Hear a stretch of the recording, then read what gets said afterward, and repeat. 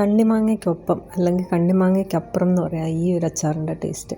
ഇത് നമ്മുടെ നാടൻ ഇരുമ്പപ്പുളിയാണ്. ഇത് ഇരുമ്പപ്പുളി കണ്ണിയിട്ടതാണ്. ഞാൻ അധികം മൂക്കാത്ത ഇരുമ്പപ്പുളി പറിച്ചിട്ട് കണ്ണിമാങ്ങ ഇടുന്ന പോലെ തന്നെ ഇട്ടതാണ്. അപ്പം നിങ്ങളുടെ ആരുടെയെങ്കിലും വീട്ടിൽ ഇതുണ്ടെങ്കിൽ പറിച്ചതുപോലെ തന്നെ അച്ചാറിട്ടോളൂ.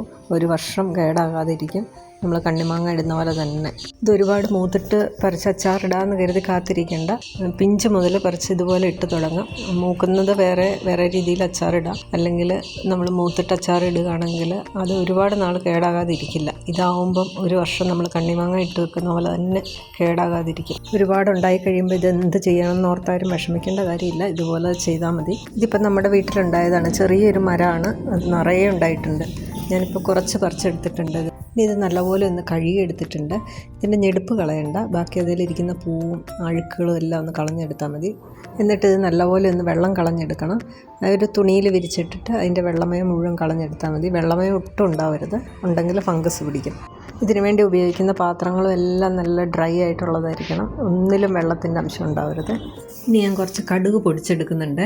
വലിപ്പമില്ലാത്ത ചെറിയ കടുകുണ്ടല്ലോ, ചുമന്നിരിക്കുന്ന, അതാണ് ഞാൻ എടുത്തേക്കുന്നത്. അച്ചാറിനൊക്കെ ഉപയോഗിക്കാൻ എപ്പോഴും ഇതാണ് നല്ലത്. ഇതിനധികം കയ്പുണ്ടാവില്ല. നമ്മൾ പൊടിച്ചെടുത്താലും ഇടയ്ക്ക് 1-2 പൊടിയാതെ കിടന്നാലും ഇതിന് കയ്പുണ്ടാവില്ല. മറ്റതുപോലെയല്ല. ഇതൊരു 2.5 ടേബിൾ സ്പൂൺ എടുത്ത് പൊടിക്കുന്നുണ്ട്. ഇതില്ലാത്തവർ സാധാരണ കടുക് എടുത്താൽ മതി. അപ്പോൾ ഇത് നന്നായിട്ടൊന്ന് പൊടിച്ചെടുത്തിട്ടുണ്ട്. ഇനി ഇത് എടുത്തു വെച്ചിരിക്കുന്ന പുളിയിലേക്ക് ചേർത്ത് കൊടുക്കുക. അതിൻ്റെ ആവശ്യത്തിന് ചേർത്താൽ മതി. മുഴുവനായിട്ട് ഞാൻ ചേർക്കുന്നില്ല. ഞാൻ എടുത്തു വെച്ചിരിക്കുന്ന പുളി ഏകദേശം ഒരു 250 അല്ലെങ്കിൽ 300 ഗ്രാം ഉണ്ടാവും. അതിൽ കൂടുതലില്ല. അപ്പോൾ അതിനനുസരിച്ചുള്ള ചേർത്താൽ മതി. കടുക് പൊടി ചേർക്കുന്നതനുസരിച്ച് നമ്മുടെ അച്ചാറിന് കൊഴുപ്പുണ്ടാവുക. അപ്പോൾ ഞാനിവിടെ 2 ടേബിൾ സ്പൂൺ ചേർത്തിട്ടുള്ളൂ. 1/2 ടേബിൾ സ്പൂൺ ഞാൻ ചേർത്തിട്ടില്ല. ഇനി ഇതിലേക്ക് 2 ടേബിൾ സ്പൂൺ കാശ്മീരി ചില്ലി പൗഡറും കൂടെ ചേർക്കുന്നുണ്ട്. എരിവ് വേണ്ടവർക്ക് ഒരു പകുതി എരിവുള്ള മുളക് പൊടി ചേർത്ത് കൊടുക്കുക. ഞാൻ എരിവുള്ള മുളക് പൊടി ചേർക്കുന്നില്ല. ഇനി വേണ്ടത് കായപ്പൊടിയാണ്. കായം ഞാൻ ഒരു 1/4 ടീസ്പൂൺ ആദ്യം ചേർക്കുന്നുണ്ട്. അത് കഴിഞ്ഞിട്ട് ഞാൻ പിന്നീട് ചേർത്ത് കൊടുത്തിട്ടുണ്ടായിരുന്നു ഒരു 1/4 ടീസ്പൂൺ കൂടെ. ഉപ്പും ആവശ്യത്തിന് ചേർക്കുക. അതിൻ്റെ ഒന്നും അളവ് ഞാൻ പറയുന്നില്ല. ഉപ്പ് അല്പം മുന്നോട്ടായിരിക്കണം. കാരണം ഈ പുളിയിൽ ഉപ്പ് പിടിക്കുമല്ലോ ഇതിനകത്ത് കിടക്കുമ്പോൾ. അപ്പോൾ അതിനും കൂടെ ഉള്ളത് ചേർത്ത് വേണം ഇടാൻ. പിന്നെ ഉപ്പ് ഉണ്ടെങ്കിൽ പെട്ടെന്ന് ഇത് കേടാകാതെ ഇരിക്കും. ഇതൊന്ന് ഇളക്കി നോക്കിയതിന് ശേഷം മുളക് പൊടിയൊക്കെ വേണമെങ്കിൽ ചേർത്ത് കൊടുക്കാം. ഞാൻ കുറച്ചുകൂടെ മുളക് പൊടിയൊക്കെ ചേർത്ത് കൊടുത്തിട്ടുണ്ടായിരുന്നു. ഇരുമ്പപ്പുളി അധികം കഴിക്കുന്നത് നല്ലതല്ല എന്ന് പറഞ്ഞ കേട്ടുകൊണ്ട് ഞാനിത് ഉപയോഗിക്കാറേ ഉണ്ടായിരുന്നില്ല. പക്ഷെ കുറച്ചിങ്ങനെ ഇട്ട് നോക്കാമെന്ന് കരുതി ഇട്ട് നോക്കിയതായിരുന്നു. നല്ല ടേസ്റ്റായിരുന്നു. ഇതൊക്കെ ഇട്ട് വെച്ചാൽ നമ്മൾ എന്നും ഇപ്പോൾ കഴിക്കുന്നില്ല. വല്ലപ്പോഴും എടുത്ത് കുറച്ചല്ലേ കഴിക്കുള്ളൂ. അങ്ങനെ കഴിക്കുമ്പം പ്രശ്നമില്ല. അടുപ്പിച്ച് എല്ലാ ദിവസവും കഴിക്കാതിരുന്നാൽ മതി. ഇതിനകത്തെ ആസിഡാണ് മെയിൻ പ്രശ്നം. അപ്പോൾ നമ്മൾ ഒരുപാട് മൂക്കുന്നതിന് മുന്നേ ഇത് പറിച്ച് അച്ചാറിടുകയാണെങ്കിൽ അത്രയും പുളി വരില്ല അതിന്. ഇനി ഇതിലേക്ക് ഞാൻ ചെയ്യുന്നത് തിളപ്പിച്ചാർച്ച വെള്ളമാണ് ഒഴിച്ചു കൊടുക്കുന്നത്. അതിൻ്റെ അളവെന്ന് പറയുന്നത് പുളിയും വെള്ളവും ഒരുപോലെ ഒപ്പത്തിനൊപ്പം നിൽക്കണേ. ഇനിയിപ്പം ഇതിൻ്റെ ചാറ് കൂടുതൽ വേണ്ടവരാണെങ്കിൽ വെള്ളം കുറച്ചും കൂടെ കൂടുതൽ ചേർത്ത് കൊടുക്കാം.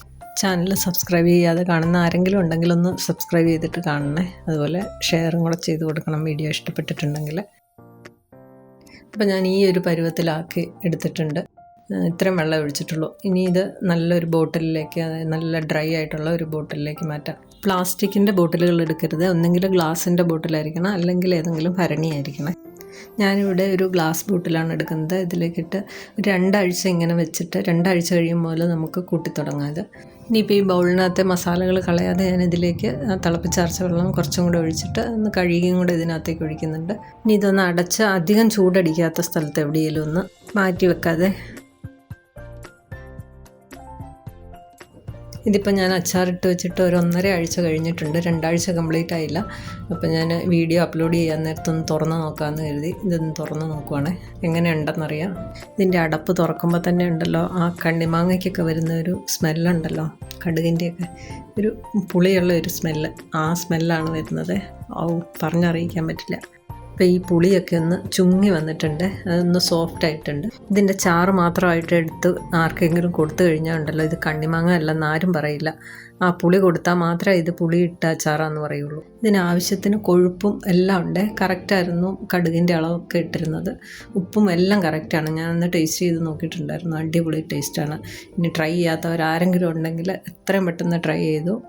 ഇപ്പോൾ സീസണാണ്, ഇരുമ്പപ്പുളിയുടെ സീസൺ. അപ്പോൾ ഇത് വെറുതെ മരത്തിൻ്റെ ചുവട്ടിൽ ഇങ്ങനെ പഴുത്ത് പോകാതെ ഇതുപോലെ ആക്കി വെക്കാം. ഇതാണെങ്കിൽ ഫ്രിഡ്ജിനകത്തും വെക്കേണ്ട കാര്യമില്ല. അല്ലെങ്കിൽ മറ്റേ രീതിയിൽ അച്ചാറിട്ട് കഴിഞ്ഞാൽ കുറച്ച് കഴിയുമ്പോൾ ഫ്രിഡ്ജിനകത്ത് കയറ്റേണ്ടി വരും. അപ്പോൾ ഇതിന് അതിൻ്റെ ഒന്നും ആവശ്യമില്ല.